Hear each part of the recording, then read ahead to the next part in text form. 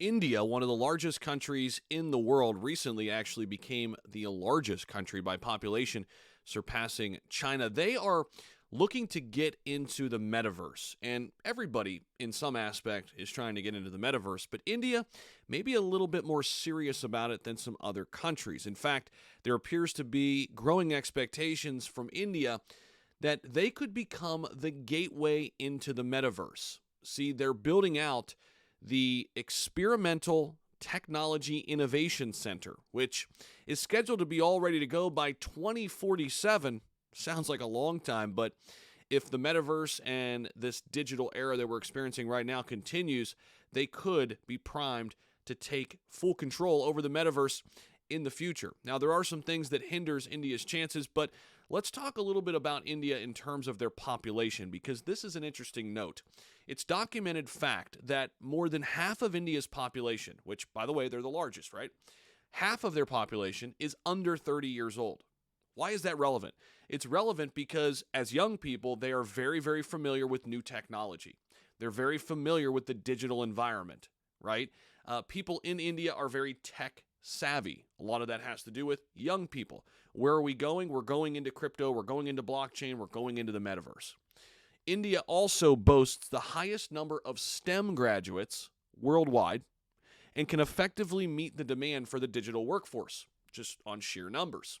Along with the IT industry in India, the government's goal of achieving a $5 trillion economy will aid in attracting even more young people to the digital arena. So basically what we're saying here is the way India is currently structured, their population, the amount of young people, their backgrounds, what they're good at, all aligns perfectly with the future and the metaverse being there, right?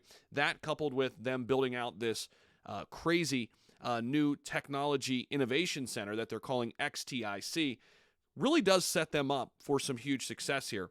And this is not going to take all the way till 2047. The actual center will, but they're going to be progressing towards that end goal, I think, for a long time. Now, there are some things that do exist, right? And that is India's internet connectivity right now. That falls short of expectations. There's a lot of questions whether the general public can afford to remain online due to cost considerations, especially now. We're kind of going into an era where we're even needing more like power to power things up, like the metaverse, right? It's not just like email, right? Not like basic internet. The regulatory aspects of the metaverse, though, are also not currently tackled with or dealt with in India, right? So that could always be kind of an outlier that comes up. And so we'll have to see kind of how they balance this, right? How do they balance their religion and tradition with science and with this future of the metaverse, right? Because this is going to be something to really monitor. Who and where is the metaverse and the new age Web3 really going to be a focal point the most, right? Who's going to take full advantage? Nobody really has captured this space yet, right?